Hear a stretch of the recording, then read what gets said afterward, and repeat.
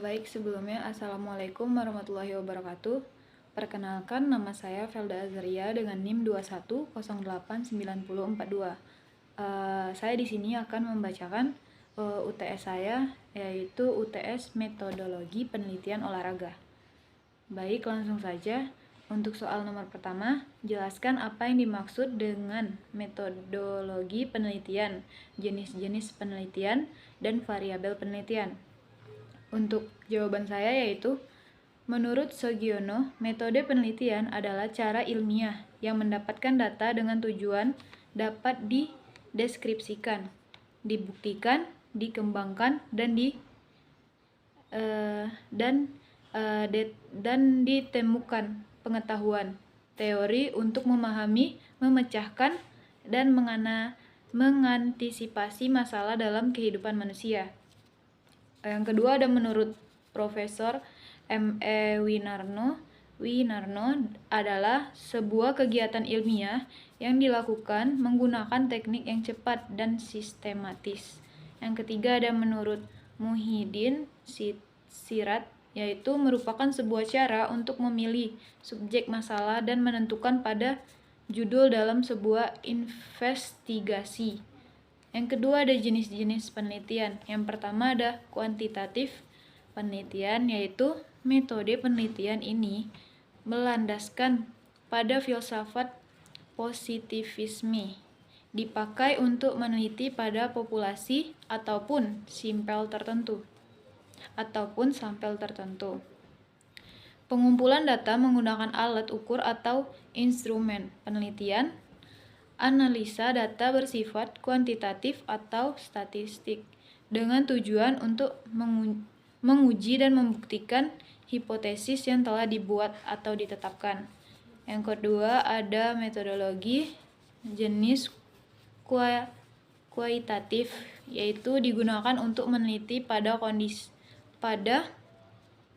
kondisi objek yang alpha atau lawan eksperimen alam, di mana penelitian sebagai instrumen kunai.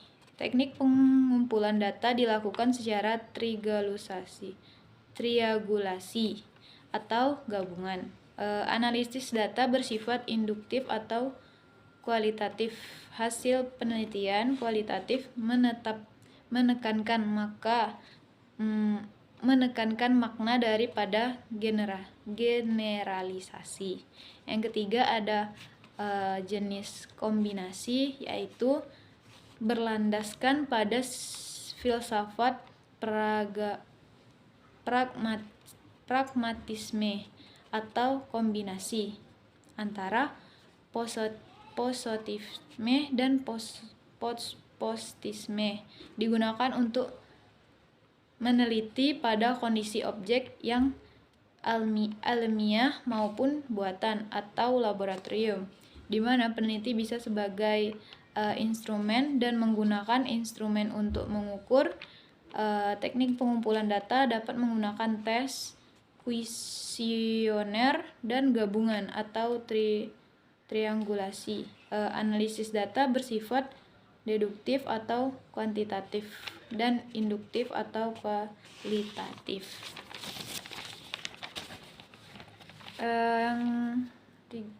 Terus selanjutnya ada variabel penelitian, adalah segala sesuatu yang ditetapkan penelitian untuk dipelajari sehingga diperoleh informasi terkait masalah yang sedang dikaji. Adapun macam-macam variabel penelitian, yang pertama yaitu variabel bebas, yang kedua ada variabel terikat, yang ketiga ada variabel terkontrol. Baik, untuk soal nomor 2 yaitu jelaskan apa yang dimaksud dengan masalah dalam penelitian dan bagaimana masalah yang baik untuk dilakukan penelitian. Jawaban saya yaitu, masalah penelitian adalah suatu situasi yang merupakan akibat dari interaksi dua atau lebih faktor seperti kebiasaan-kebiasaan, keadaan-keadaan, keinginan-keinginan, dan sebagainya. Masalah penelitian dapat timbul dari berbagai macam, yaitu yang pertama pengalaman pribadi, yang kedua ada dedukasi, Yang ketiga ada teori, membaca buku, keadaan sosial politik, dan situasi praktis. Yang soal ketiga yaitu sebutkan dan jelaskan bagaimana ciri-ciri karya ilmiah yang baik. Jawaban saya yaitu karya ilmiah merupakan karya tulis yang sengaja dibuat untuk memecahkan suatu masalah. Biasanya berisi mengenai fakta, data, serta solusi mengenai isu yang diikat. Ciri-ciri karya ilmiah yaitu yang pertama, ditulis secara sistematis. Yang kedua, ditulis berdasarkan penalaran yang logis sehingga apa yang ditulis oleh penulis sesuai dengan akal sehat. Yang ketiga adalah ditulis didukung oleh data yang objektif. Yang keempat, objektif, yakni ditulis atau dibukakan untuk individu atau kelompok tertentu. Yang kelima, ada argumentasi, teori yang benar dan relevan. Yang keenam, ada mengaitkan argumentasi empirik dengan teoritis. Yang baik, untuk soal nomor 4, uraikanlah masalah, fokus pada bidang yang akan saudara lakukan penelitian. Baik, untuk jawaban nomor 4 saya yaitu masalah fokus dalam bidang penelitian saya yaitu tentang menganalisis kondisi fisik dan teknik dalam olahraga sepak bola. Jadi, penelitian ini bertujuan untuk menganalisis bagaimana kondisi fisik dan teknik yang benar dalam olahraga sepak bola. Mungkin itu saja. Lanjut yang soal kelima yaitu sebutkan dan jelaskan sistematika proposal penelitian yang dimulai dari judul sampai bab 3. Baik, jawaban nomor 5 saya yaitu sistematika proposal. Yang pertama ada latar belakang. Di dalam latar belakang yang ada di sebuah proposal berisikan tentang keadaan, kejadian, dan hal-hal yang melatar belakangi pelaksanaan kegiatan apapun penelitian tersebut. Yang kedua ada masalah dan tujuan. Masalah tujuan proposal secara rasional dan menggunakan gaya bahasa yang bersifat persuasif agar pihak yang membaca proposal bisa terkait dengan tujuan dari adanya kegiatan tersebut. Yang ketiga ada ruang lingkup kegiatan. Dalam merumuskan proposal kegiatan, kita harus menjelaskan mengenai batasannya. Baik, yang keempat ada kerangka, tritis, dan hipotesis. Di dalam sebuah proposal harus ada teori ataupun hasil penelitian yang sebelumnya sudah pernah dilakukan dan berkaitan dengan masalah yang ada di dalam proposal tersebut. Yang kelima ada metode. Di bagian metode harus membahas tentang bagaimana metode penelitian ini akan dilakukan, termasuk juga terkait mengumpulkan data, validasi data, analisis data, dan lainnya. Metode yang dipakai harus beragam, mulai dari metode historis, metode eksperimental, dan metode deskriptif. Baik, yang keenam ada pelaksanaan kegiatan. Di bagian ini harus ditulis atau dicantumkan daftar personalia ataupun pelaksanaan kegiatan dan dilengkapi dengan pendidikan ataupun keahlian mereka.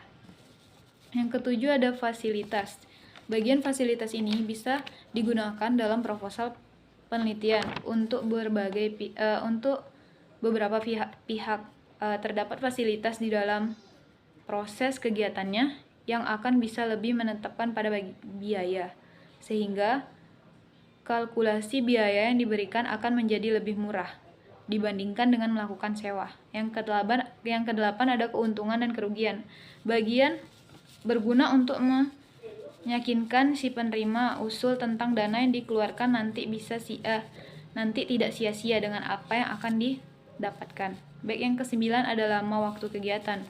Perlu adanya pelaksanaan tentang Berapa lama waktu kegiatan tersebut bisa diselesaikan? Jika kegiatan tersebut berdiri dari beberapa tahap, maka tahap itu harus diberikan perincian waktu penyelesaian masing-masing. Yang ke-10 ada jadwal kegiatan. Biasanya berada dalam proposal kegiatan, jadwal kegiatan mengatur tentang pembagian waktu berdasarkan rencana kegiatan yang sedang dilaksanakan. Yang ke-11 ada anggaran dana. Biaya menjadi salah satu hal yang perlu diperhatikan dalam suatu proposal ataupun proposal kegiatan. Yang ke-12 yang terakhir yaitu ada daftar pustaka. Daftar pustaka yang ada dalam proposal tergolong opsional, jadi tidak semua proposal perlu mencantumkan daftar pustaka. Baik, mungkin itu saja jawaban hasil UTS metodologi penelitian saya. Lebih dan kurang saya mohon maaf. Wabillahi taufiq wal hidayah. Wassalamualaikum warahmatullahi wabarakatuh.